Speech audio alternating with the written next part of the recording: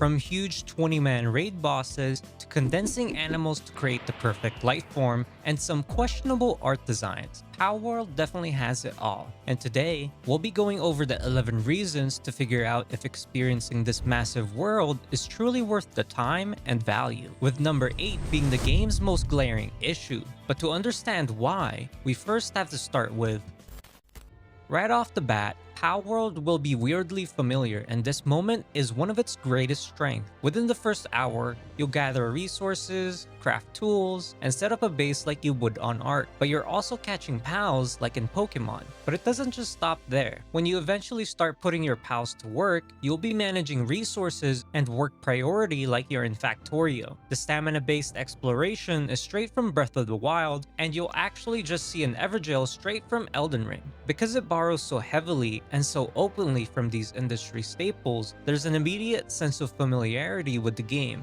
You don't need a 4-hour tutorial to explain the basic mechanics, because you already know how most of these games function. That is the core game's initial wow factor. The novelty of being able to see all these beloved, distinct systems actually put together into one title is exactly what drove the massive hype it has today. But Palworld knows just how absurd its premise is, so it completely ditches the PG-rated glasses that Pokemon had. Its overarching story is essentially a fetch quest, and the actual world building does not make sense whatsoever. In this universe, your pals aren't just your friends, they're also who work your mines, they're disposable weapons, they are, quite literally, slave labor meant to fuel your growing industrial base. It's dark, but it's funny, and it sets a different tone from any of the other games we listed right from the jump.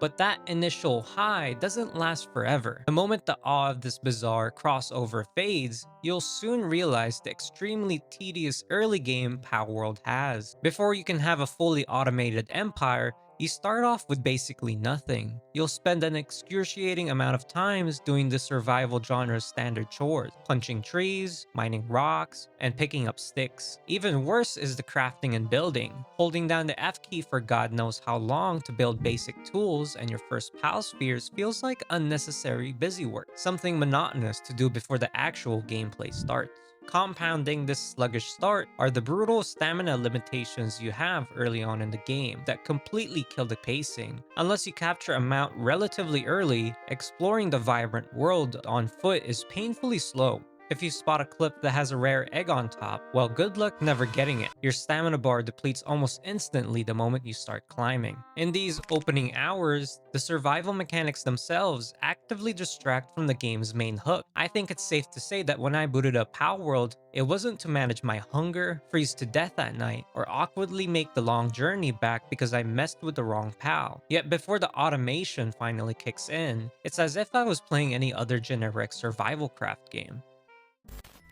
Eventually, salvation will arrive, and it comes in the form of these cute little creatures. Like I mentioned before, creatures in Palworld are used for so much more than just combat. A clear example being to fuel your workforce, as pals are essential to your progression and base management. At the heart of this is the work suitability system. Base building relies on capturing specific element types to perform specific jobs. You need fire pals to continuously cook your meals and smelt your iron, while water pals are required to hydrate your crops and use your base's crusher. Suddenly, catching a low-level pal isn't just about filling a shiny encyclopedia, you're now looking for that perfect pal to send to the mining camps. Outside of base building, the integration of pals as literal weapons is definitely one of the charms of this game. Unlocking and crafting pal gear transforms your adorable roster into active weapons, allowing for incredibly dark yet undeniably funny combat synergies, like using a fox bark and squeezing it like a living flamethrower, or mounting a lift monk to your head so that it can use a submachine gun to fire on your enemies. Other pals serve as dynamic tools, like Hangyu's lifting your glider upwards, or Nightwings that allow you to fly to finally cure the sluggish pacing of the early game. Ultimately, Palworld adds something unique to the genre by actively rejecting the power of friendship narrative. Everyone is expendable. If a pal isn't pulling its weight, you don't release it back into the wild. You butcher it with a meat cleaver for materials, or you stuff it into a massive metal cage, condensing multiple pals down into a smoothie to artificially make one the strongest.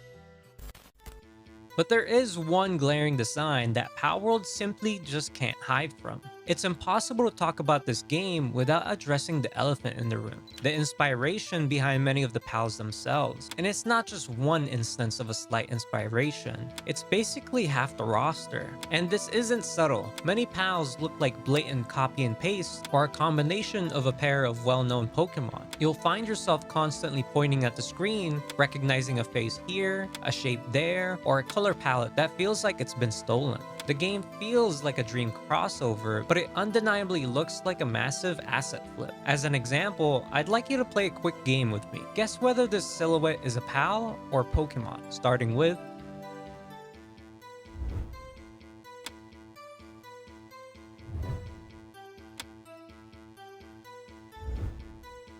Because PALs borrow so heavily from these different games we mentioned before, the world itself often lacks a cohesive, original direction. When everything, from the PALs to the mechanics to the UI, is just a copy of someone else's idea, you can't help but compare, which ultimately takes away from the game's own lore, narrative, and environmental storytelling. These ethical debates are a permanent part of the Palworld experience, and one you can't help but notice. The visual similarities have fueled a massive pushback from the community, with arguments regarding the potential of AI usage and the studio's overall design ethics. And while this very controversy does charge the game's virality, it also acts as a severe turnoff for a huge section of potential players. For those who value deep world building and artistic integrity, it's a wound the game will never truly be able to heal from. But even with the blatant plagiarism hanging over the experience, the sheer scale and diversity of what Palworld has done is undeniable, to say the least. It's to the point where the discussion is almost forgettable to the sheer awe the map can bring. This is not a world you conquer in a quick session. It's a vast ecosystem that will take weeks for the average person. The game does a brilliant job of continuously incentivizing you to explore wherever you want. The game is genuinely massive, featuring diverse biomes that feel distinct and meaningful, easily supporting dozens of hours of pure exploration to keep the mid-game engaging. If there's a mountaintop, island, or unique point of interest, you can and probably should go there. You'll find yourself drawn to new horizons, forced to cross deserts, brave freezing mountains, and climb active volcanoes just to find new resources and pals unique to each environment. It captures that classic Skyrim feel where discovery or interest of a location completely overrides your plans. You'll head out on a simple resource run for some ore, only for a glowing, stat-boosting Liftmonk statue to catch your eye in the distance, or a fast travel point to trigger your minimap, pulling you further and further away. There's a constant loop of small rewards, finding rare pal eggs, finding hidden treasure chests, or stumbling upon skill trees. This constant stream of micro-adventures is punctuated by the thrill of hunting overworld alpha pals. These massive, high-level boss variants roam the lands and act as long-term goals to build toward. They organically break up the monotony of base building and resource gathering loops. This constant cycle of building, gathering, and exploring fuels the addictive progression that keeps you glued to the screen. Eventually though, that exciting open world exploration hits a brick wall. Right around the start of the mid-game, Palworld's fluid progression comes to a screeching halt because of massive resource bottlenecks. You reach a point where the casual gathering that got you through the early hours is no longer enough.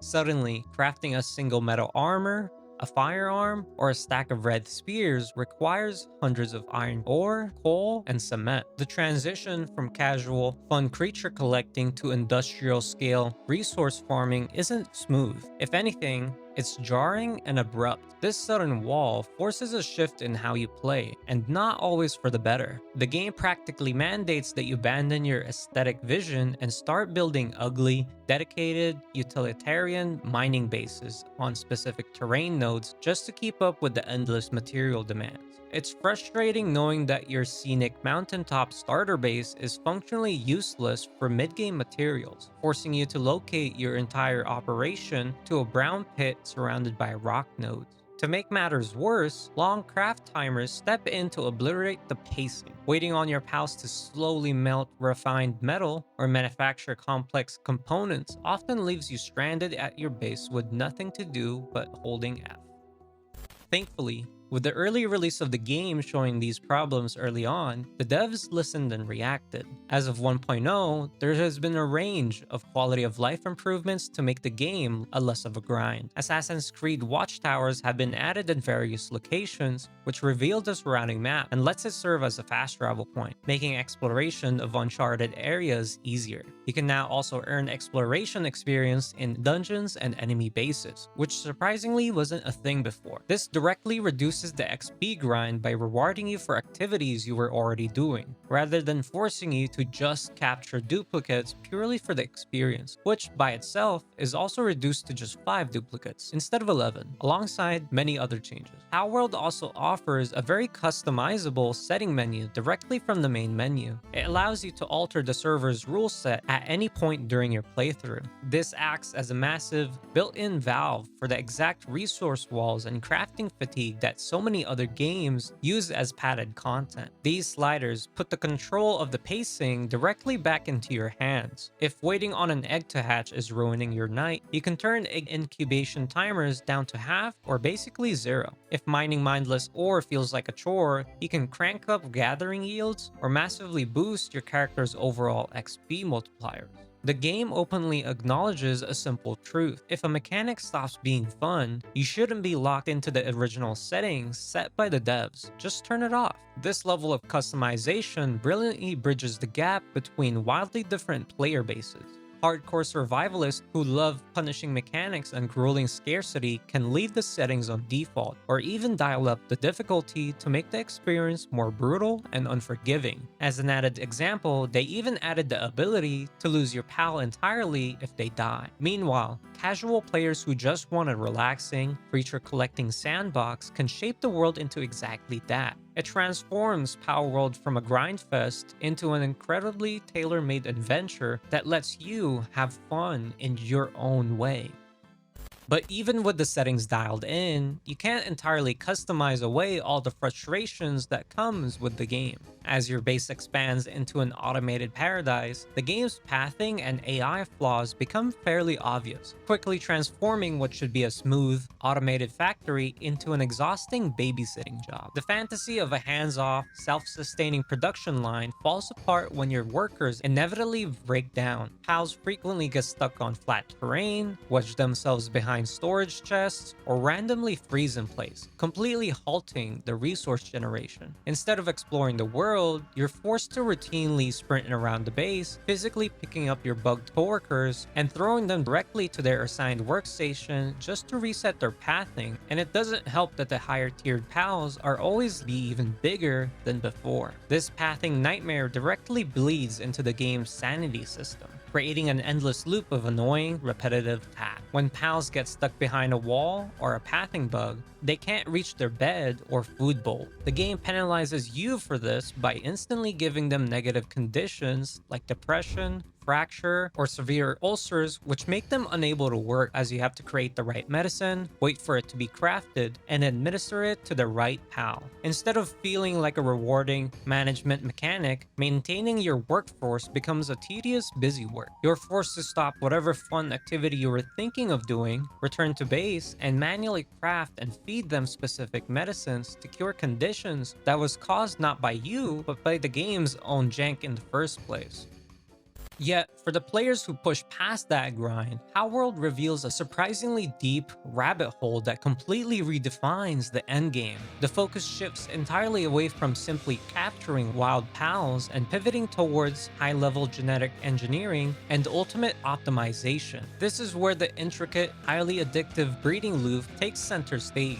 You can easily spend dozens of hours crossbreeding pals, carefully calculating which passives you want to be bred in to transfer onto a single pal. Whether you're creating a super agile combat mount, a boss-melting dragon, or a hyper-efficient base worker that never sleeps, min-maxing your dream rosters becomes a deeply rewarding and self-driven obsession.